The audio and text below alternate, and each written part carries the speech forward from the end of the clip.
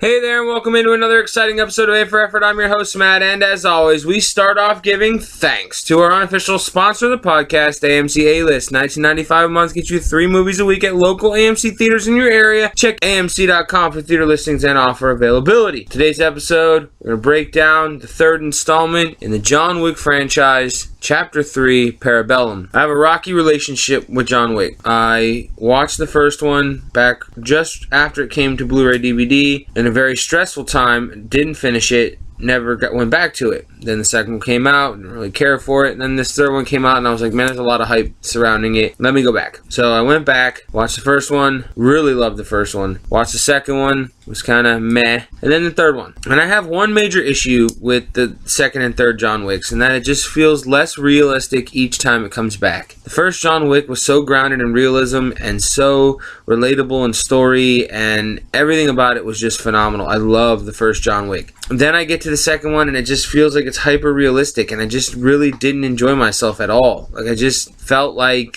the world had changed. Like the small grounded world that they built for John Wick had changed suddenly and dramatically. So then we get to the third one, and it's more of the same from the second one, which obviously that's the new norm. Like, that's the world we're going to live in, and that's the world that we're going to get to see it, and that's fine. I enjoyed myself. There's some great action sequences to start the movie off. My favorite one comes right at the very beginning when it's a knife fight with a bunch of Japanese guys, like Yakuza guys, and it's like really, really good. I mean, it's really, really like fascinating to see him fight without guns. And then the movie kind of shifts, and it's more like samey kind of, where it's a lot of John Wick fighting with guns. And like, I know that's his thing, and you know, he has the nickname the Baba Yaga for a reason, but it just becomes more like same and more just back and forth. Like, there's an action sequence in the middle with him and Halle Berry where they take on an entire compound of guys, and it's just the two of them just shooting dudes in the head. And it's not that I didn't enjoy myself. Like, I like the franchise. I like Keanu Reeves. I like where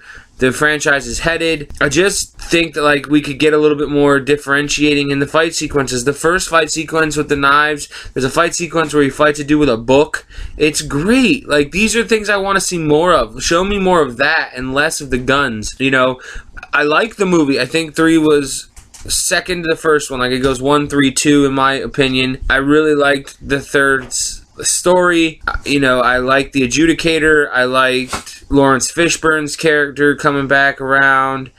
Jason Mantzoukas has a little cameo appearance as one of Lawrence Fishburne's like henchmen. You know, I like the kind of twist ending with Ian McShane's character. In the end, it just falls short of the original, and you're trying to live up to something, and you've kind of changed the dynamic of what.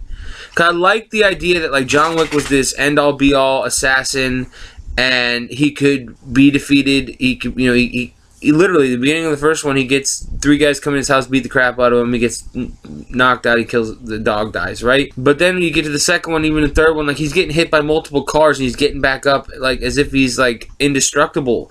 Those are the things that is lessen the second 2 for me from the first. I really enjoyed the third one. Like I said, I had a great time. There were some great laughs, as well as some superb action choreography. The cinematography is great. Like I said, the action choreography is just outstanding. Hats off to those guys. You know, it's like an elegant dance watching these guys do their thing. I just wish they would ground it more rather than make it more elaborate. I like the world they're building with all the different factions of the high table. They introduced a character, the man above the high table, and everyone else sits below the table. Like, I like the concept of the world, and definite great setup for a 4th film in the franchise, so I'm looking forward to that. I'll definitely be seeing it. It dethroned Avengers. After 3 weeks at number 1, John Wick overtook it, which, you know, it had to happen sooner or later, whether it was John Wick this week, Brightburn, or Aladdin next week.